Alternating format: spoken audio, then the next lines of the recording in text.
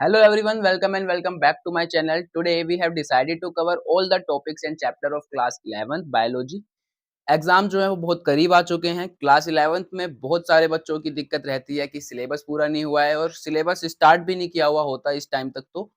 तो सिलेबस को जल्दी से जल्दी कवर करवाने के लिए मैंने इस सीरीज को स्टार्ट किया है। अब रोज एक ना एक टॉपिक पे किसी ना किसी चैप्टर का एक टॉपिक आएगा, उसको आप फॉलो करिए और एग्जाम से पहले पहले सारा का सारा सिलेबस कंप्लीट करवा दिया जाएगा।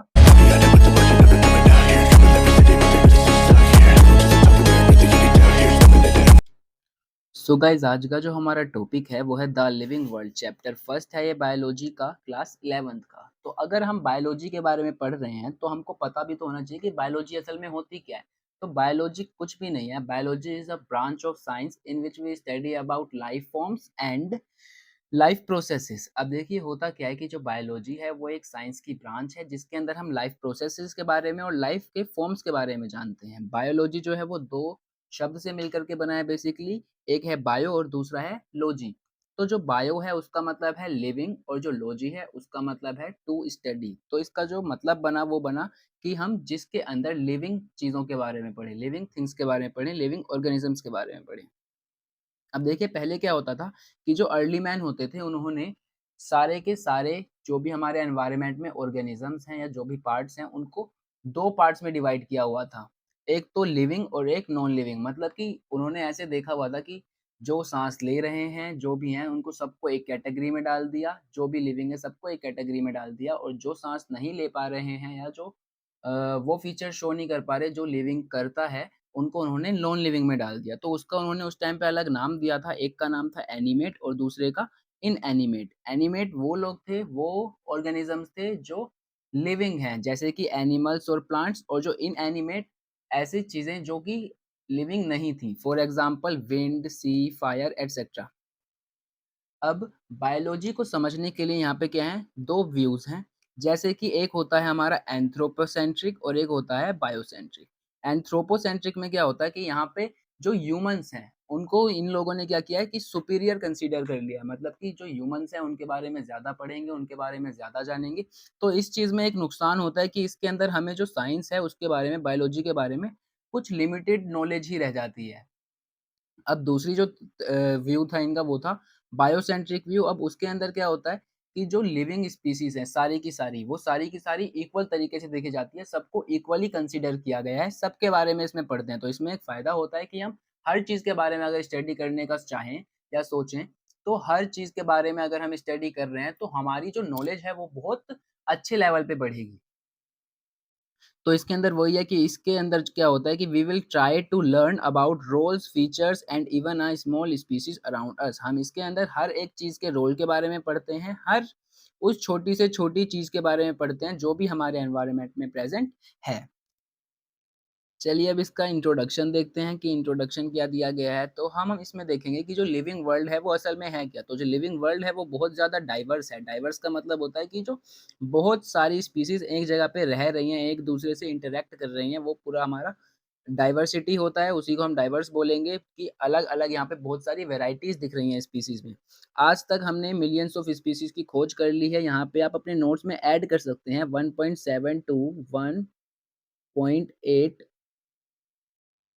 millions of species are discovered।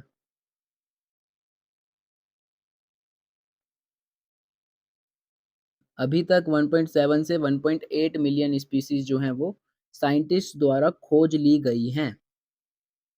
ये सिर्फ स्पीसीज हैं, उसके बाद उन स्पीसीज में अलग अलग पॉपुलेशंस होंगी। तो 1.7 से 1.8 मिलियन स्पीसीज इस समय पे धरती पर हैं। अब देखिए क्या होता है कि कई बार क्या होता है कि हम सोच भी नहीं सकते ऐसी जगह पे कई लिविंग ऑर्गेनिजम्स रहते हैं। जैसे कि एक्सट्रीमोफाइल्स के बारे में आपने सुना होगा। एक्सट्रीमोफाइल्स ये बहुत ज्यादा हार्श कंडीशन में रहते हैं। अब देखिए इसके नाम में भी दो वर्ड आ रहे हैं, एक एक्सट्रीम और एक फाइल्स। एक्सट्रीम का मतलब हार्श और फाइल्स का मतलब लविंग। मतलब कि जो हार्श कंडीशंस होती हैं उनको ये पसंद करते हैं। मतलब कि खतरों के खिलाड़ी हैं एक तरह से। मतलब जहाँ पे खतरा वहां पे इनको रहना पसंद है। वहाँ मतलब जहाँ पे हमें लगा कि यहाँ पे लाइफ इनकी पॉसिबल ही नहीं है, वहाँ पे आपको नाचते हुए मिल जाएँगे। Ecological conflict and cooperation. अब आप सोचेंगे कि कॉन्फ्लिक्ट क्या होता है, कोऑपरेशन क्या होता है? तो कॉन्फ्लिक्ट का मतलब आप सोच सकते हैं कि किसी से किसी का बैर और कोऑपरेशन एक दूसरे से मिल के रहना। जैसे कि कॉन्फ्लिक्ट में मैं एक एग्जांपल दे सकता हूँ कि जैसे एक शेर है, वो सदा आपको किसी न किसी हिरन के पीछे भागता हुआ ही मिलेगा, उसको भगा रहा होगा, उसको खाने के लिए उसके पीछे पड़ा हुआ होगा। पर कोऑपरेशन का एक एग्जांपल मैं दे सकता हूँ कि एक कौवा है और वो कौवा जाके किसी बैल पे बैठ गया। उस बैल पे वो बैठा हुआ है, तो ना तो वो बैल उसको भगा रही है, ना वो कौवा खुद वहाँ से भाग रहा है। इसके पीछे भी एक बहुत बड़ा रीज़न है। रीज़न ये है कि कौवा जो है वो वहाँ पे अपनी मील पूरी कर रहा है। किसके शरीर पे बैठ के? बैल के शरीर पे बैठ के। बैल के शरीर पे जो भी छोटे-मोटे कीड़े लगे हुए होंगे, उसको वो खा लेगा, उसका पेट भर जाएगा और बैल का फ़ायदा ये होगा कि वो वहाँ पे साफ़ हो जाएगा। तो इसलिए ना तो वो उसको हटाता है और ना कौवा वहाँ से खुद भागता है। तो ये लाइन यहाँ पे इसलिए दी है क्योंकि इकोलॉजिकल कॉन्फ्लिक्ट और कोऑपरेशन जो है इसका बहुत बड़ा हाथ है हमारे लिविंग वर्ल्ड को आगे बढ़ाने में। चलिए अब हम देखते हैं यहाँ पे एक टॉपिक है कि व्हाट इज लिविंग। लिविंग चीजें होती क्या हैं? लिविंग को पहचानने के लिए दो तरीके के फीचर्स को डिस्कवर किया गया है। एक होता है कैरेक्टरिस्टिक, एक होता है डिफाइनिंग। कैरेक्टरिस्टिक फीचर वो सारे के सारे फीचर हैं जो कि लिविंग ऑर्गेनिज्म में पाए जाते हैं। पर ये वो फीचर हैं जो सारे के सारे लिविंग ऑर्गेनिजम्स में नहीं पाए जाते। जैसे कि आपने ग्रोथ देखा होगा। ग्रोथ, अगर मैं आपसे पूछूं कि ग्रोथ क्या सारे लिविंग ऑर्गेनिजम्स में होती है या सिर्फ और सिर्फ लिविंग में ही होती है, तो आप कह देंगे हाँ, सिर्फ और सिर्फ लिविंग में होती है। पर ऐसा नहीं है, क्योंकि जो ग्रोथ है वो हमारी नॉन लिविंग में भी हो सकती है। जैसे कि हमने एक एग्जांपल ले लिया अभी माउंटेन का। ये अभी माउंटेन है, माउंटेन के ऊपर बर्फबारी हुई। बर्फ जब पड़ रही है, तो बर्फ पड़ने के बाद कुछ समय बाद हम देखेंगे कि उसकी जो हाइट है ना, वो ऊपर से बर्फ जमने के बाद कुछ हाइट इसकी इंक्रीज हो जाएगी। तो अब हम कह सकते हैं ना कि इसकी हाइट जो है इंक्रीज हो गई है, तो ये भी क्या है, एक तरीके की ग्रोथ है। ठीक है? तो ग्रोथ जो है हमारा वो कोई डिफाइनिंग फीचर नहीं है, ये एक कैरेक्टरिस्टिक फीचर है, क्योंकि ये हमें नॉन लिविंग में भी देखने को मिल रहा है। और कैरेक्टरिस्टिक फीचर के कुछ एग्जांपल आपको दिए हुए हैं, respiration, reproduction, walking, talking etcetera. आगे हम इन सारे के सारे फीचर्स के बारे में डिटेलिंग में बात करेंगे, तो ऐसा मत सोचिएगा कि छोड़ दिया है। अब है डिफाइनिंग फीचर। डिफाइनिंग फीचर सारे के सारे वो फीचर जो क्लियरली डिफरेंशिएट करवा सके कि हाँ, ये चीज़ लिविंग है और ये चीज़ नॉन लिविंग है। इसका एग्जांपल है मेटाबॉलिज्म, सेलुलर ऑर्गेनाइजेशन, कॉन्शियसनेस। अब देखिए, कॉन्शियसनेस कभी भी किसी नॉन लिविंग में तो हो ही नहीं सकता। कोई नॉन लिविंग थिंग कभी भी स्टिमुलस में चेंज जो हो रहा है उसके लिए रिस्पॉन्स नहीं कर सकती। तो इसलिए जो हमारा कॉन्शियसनेस है वो एक तरीके का कौन सा फीचर हो गया, डिफाइनिंग फीचर हो गया। मेटाबॉलिज्म अगर किसी चीज के अंदर हो रहा है तो वो तो सिर्फ लिविंग में ही हो सकता है, क्योंकि उसी के अंदर सेल होते हैं। सेल ऑर्गेनाइजेशन भी सिर्फ और सिर्फ लिविंग ऑर्गेनिजम्स के अंदर हो सकती है, नॉन लिविंग के अंदर सेल ऑर्गेनाइजेशन नहीं होती है। अब सारे के सारे फीचर्स के बारे में डिटेलिंग में बात करेंगे। पहला है ग्रोथ। अब देखिए ग्रोथ का क्या है, ये एक ट्विन कैरेक्टर है। Increase in mass, increase in number, दो तरीके से ग्रोथ हो सकती है। या तो हम उसके मास में बढ़ोतरी कर दें, इंक्रीमेंट कर दें, या फिर हम उसके नंबर में इंक्रीमेंट कर दें। जैसे कि एक सेल है अभी, या फिर एक ये बैक्टीरिया है, इसको थोड़े समय के लिए अगर मैं छोड़ दूं तो ये बैक्टीरिया अपनी कॉलोनी बना लेगा, बहुत सारे बैक्टीरिया एक जगह पे जमा हो जाएंगे। तो अगर इसने नंबर में इंक्रीमेंट कर लिए तो वो भी एक तरीके का ग्रोथ है। और जैसे कि मैं हूँ, मेरा कुछ समय बाद क्या हो गया कि वजन बढ़ गया या फिर मेरी हाइट बढ़ गई, तो वो भी एक तरीके का ग्रोथ है। देखिए यहाँ पे लिखा है ऑल ऑर्गेनिज्म ग्रोस, मतलब कि सारे के सारे ऑर्गेनिज्म जो हैं वो बढ़ सकते हैं, चाहे वो मल्टी सेलुलर हो, यूनिसेलुलर हो, या कई बार तो वो कोई ना कोई नॉन लिविंग ही ऑर्गेनिज्म क्यों ना हो। जैसे कि मल्टी सेलुलर ऑर्गेनिज्म या फिर यूनिसेलुलर ऑर्गेनिज्म जो होंगे, वो उनके अंदर सेल डिवीजन तो सबके अंदर होगा। अगर सेल डिवीजन हो रहा है तो नंबर में इंक्रीमेंट होगा, अगर नंबर में इंक्रीमेंट हो रहा है तो फिर ग्रोथ भी हो रही है। और ग्रोथ जो है वो हो सकती है नॉन लिविंग चीज़ों के अंदर भी, जैसे कि माउंटेन मैंने आपको बता दिया, सैंड ड्यून्स, मिट्टी के छोटे-छोटे पहाड़ बन जाते हैं, उनके ऊपर और मिट्टी जम जाएगी तो फिर उसकी हाइट भी इंक्रीज़ हो जाएगी, तो वो भी इसका एक एग्ज़ाम्पल हो सकता है। और लास्ट में हम कह सकते हैं कि जो हमारा ग्रोथ है वो एक डिफाइनिंग फीचर नहीं है। अब है हमारा रिप्रोडक्शन। रिप्रोडक्शन में क्या है, रिप्रोडक्शन 2 वर्ड से मिलके बना है, एक है री, एक है प्रोडक्शन। तो री का मतलब होता है हमारा अगेन और प्रोडक्शन का मतलब है टू प्रोड्यूस, मतलब बार-बार किसी चीज़ का प्रोड्यूस होना। रिप्रोडक्शन जो होता है वो लिविंग ऑर्गेनिजम्स के अंदर तो होता है, पर 100% लिविंग ऑर्गेनिजम्स के अंदर नहीं होता। इसके कुछ एक्सेप्शन हैं, कुछ आपके एग्ज़ाम्पल्स हैं, जैसे कि आपने नॉन फर्टाइल ह्यूमन सुना होगा। नॉन फर्टाइल ह्यूमन कपल जो होते हैं, उनके अंदर किसी न किसी बीमारी के कारण वो रिप्रोड्यूस नहीं कर पा रहे होते हैं, तो ये 100% लिविंग में नहीं हो सकता ना। अब जैसे कि आपने सुना होगा कि एक हॉर्स होगा और हॉर्स के साथ अगर डोंकी, दोनों के गैमेट आपस में फ्यूज़ हुए हैं और उनका अगर कोई बेबी हुआ है, खच्चर बोलते हैं जिसे, तो वो जो है वो आगे नॉन फर्टाइल होता है, वो रिप्रोड्यूस नहीं कर सकता। अब जो मेटाबॉलिज्म है वो क्या है, 2 तरीके से होता है, एक तो होता है कैटाबॉलिज्म, एक होता है एनाबॉलिज्म। कैटाबॉलिज्म में आप देख रहे होंगे यहाँ पे कट आ रहा है, कट का मतलब ही समझ जाना कि तोड़-फोड़ की बात हो रही है। तो कैटाबॉलिज्म ब्रेकडाउन होता है इसके अंदर और इसके अंदर होता है सिंथेसिस, किसी चीज़ का बनना। जैसे कि यहाँ पे छोटी-छोटी चीज़ें होंगी, इससे कोई एक बड़ी चीज़ बन जाएगी। यहाँ पे कोई बड़ी चीज़ होगी, ये आगे चल के टूट जाएगी। तो यही है कैटाबॉलिज्म और ये है एनाबॉलिज्म। अब metabolism and cellular organisation are defining feature, क्योंकि सारे के सारे जो भी लिविंग ऑर्गेनिज्म हैं उनके अंदर अगर सेल है तो सेल जो है वो कोई ना कोई रिएक्शन कर रही होगी और जो भी वो रिएक्शन कर रही है उसी का सम टोटल जो होता है उसी को हम मेटाबॉलिज्म बोलते हैं। तो अगर कोई चीज लिविंग है तो हम कह सकते हैं उसके अंदर जरूर ही मेटाबॉलिज्म हो रहा होगा।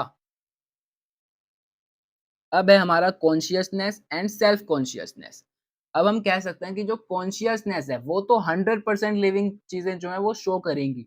जैसे कि प्लांट है, प्लांट भी अगर किसी एनवायरनमेंट में खड़ा है, स्टिमुलस में खड़ा है, उसके आसपास का जो वातावरण है उसको वो रिस्पॉन्स तो देता ही है। अगर बारिश ज्यादा हो रही है तो अच्छे फूल खिलेंगे, अच्छे फल खिलेंगे। अगर बारिश कम हो रही है तो फिर वो सूख जाएगा। अगर धूप ज्यादा पड़ रही है तो वो सूख जाएगा। तो स्टिमुलस को रिस्पॉन्स तो दे रहा है, पर वो कॉन्शियस तो है, पर वो सेल्फ कॉन्शियस नहीं है। सेल्फ कॉन्शियस का क्या मतलब है कि जैसे कि अगर मैं आगे हूँ, मैं आगे चल रहा हूँ, मेरे पीछे कोई चाकू लेके पीछे मेरे दौड़ रहा है, तो मैं भी तो उससे बचने के लिए भागूँगा आगे। पर क्या जो प्लांट है उसके पास अगर मैं कुल्हाड़ी लेके जाता हूँ तो क्या वो जाएगा आगे? क्या वो अपनी जगह से हिलेगा? तो वो नहीं हिलेगा। तो वो कॉन्शियस तो है, वो रिस्पॉन्स शो करेगा एनवायरनमेंट को, पर वो अपने लिए सेल्फ कॉन्शियस नहीं है। तो हम कह सकते हैं कि जो कॉन्शियसनेस है वो तो एक तरीके की अ, डिफाइनिंग फीचर है, पर जो सेल्फ कॉन्शियसनेस है वो डिफाइनिंग फीचर नहीं है।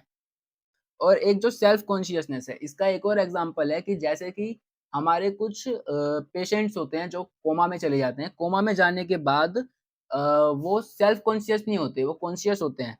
तो उस टाइम पे क्या होता है कि उनका जो ब्रेन होता है उसको हम ब्रेन डेड कह देते हैं, उन लोगों को ब्रेन डेड कह देते हैं, मतलब कि उस टाइम पे उनका ब्रेन फंक्शन नहीं कर रहा है सही से। अब एक चीज़ हो रहा है कि फोटो पीरियड, फोटो का मतलब ही आपका होता है, जो ये फोटो है इसका मतलब है सनलाइट, और जो ये पीरियड है वो होता है ड्यूरेशन। मतलब कि जितना टाइम सनलाइट रहेगी वो अफेक्ट करती है कुछ ऑर्गेनिजम्स को रिप्रोड्यूस करने में। जैसे इसका बहुत अच्छा एग्जांपल है फ्रॉग। फ्रॉग क्या करता है, पूरे साल तो पैक रहेगा, गड्ढे के अंदर रहता है वो, पर जब मॉनसून का टाइम होता है तो वो गड्ढों से बाहर आ जाता है, तो वही टाइम उसका होता है रिप्रोड्यूस करने का। हमारे अंदर ऐसा नहीं होता। आपने देखा होगा हमारी क्लास में रोज ही किसी भी महीने में किसी ना किसी एक बच्चे का तो बर्थडे होता ही है। तो वही चीज है कि ह्यूमन्स में तो ऐसा कुछ नहीं है, मतलब उनके लिए कोई फिक्स ड्यूरेशन नहीं है कि इसी टाइम पे रिप्रोड्यूस कर सकते हैं। पर कुछ प्लांट और एनिमल ऐसे हैं जिनको फोटो पीरियड अफेक्ट करता है रिप्रोडक्शन में। अब कॉन्शियसनेस के लिए आप यहाँ पे लिख सकते हैं, कॉन्शियसनेस जो है आपका वो एक डिफाइनिंग फीचर है, और जो हमारा सेल्फ कॉन्शियसनेस है ये हमारा कैरेक्टरिस्टिक फीचर है।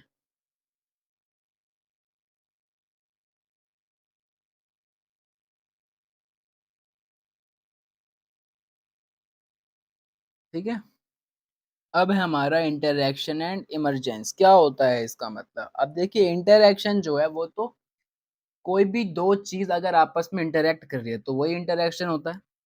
अब जो इमरजेंस है इसका मतलब क्या है कि जो इंटरैक्शन है वो बहुत छोटे लेवल से स्टार्ट होता है, पर बढ़ते वो इंटरैक्शन जो होता है वो बहुत बड़े लेवल पे चले जाता है। जैसे कि इसका एग्जांपल मैंने यहाँ पे लिया हुआ है कि आपका जो बायोमोलिक्यूल्स होते हैं, वो एक साथ इंटरैक्ट करते हैं। इस एरो का मतलब इंटरैक्ट है। इंटरैक्ट करेंगे तो आपके ऑर्गेनेल्स बनेंगे। जब आपके ऑर्गेनेल्स इंटरैक्ट करेंगे तो एक सेल बनेगा। सेल इंटरैक्ट करके टिश्यू बनाएंगे। टिश्यू इंटरैक्ट करके ऑर्गन बनाएंगे। ऑर्गन इंटरैक्ट करके ऑर्गन सिस्टम बनाएंगे।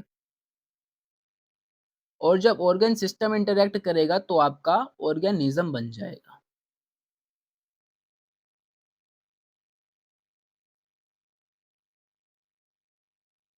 तो स्टार्ट देखो, तो स्टार्ट देखिए कहाँ से हुआ था, छोटे छोटे बायोमोलिक्यूल से। अब बायोमोलिक्यूल से सेल बने, सेल से टिश्यू बना, टिश्यू से ऑर्गन बना, ऑर्गन से ऑर्गन सिस्टम, ऑर्गन सिस्टम से एक जाके ऑर्गेनिज्म बन गया। और ऑर्गेनिज्म कितना बड़ा होता है, बायोमोलिक्यूल कितना छोटा होता है। कितने छोटे से स्टार्ट हुआ था इंटरैक्ट होना, और इंटरैक्शन होते होते होते होते कितनी बड़े लेवल पे हम लोग आ गए। तो वही यहाँ पे कहा है कि जो इंटरैक्शन है उस पर डिपेंडेंट है सारी की सारी लाइफ प्रोसेसेस और पूरा जो लिविंग वर्ल्ड है वो। बस आज के लिए इतना ही, बाकी आगे का मैं नेक्स्ट पार्ट में करवाऊंगा। Till then good bye.